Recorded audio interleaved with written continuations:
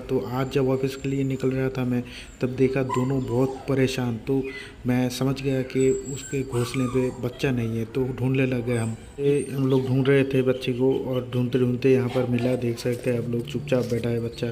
तो चिंता हो रहा है ये कि ये बचेगा कि नहीं बचेगा, लेकिन शैतान यहाँ पर आके बैठा है ये चुपचाप। पूरा वीडियो देखने के लिए चैनल पर विजिट करें।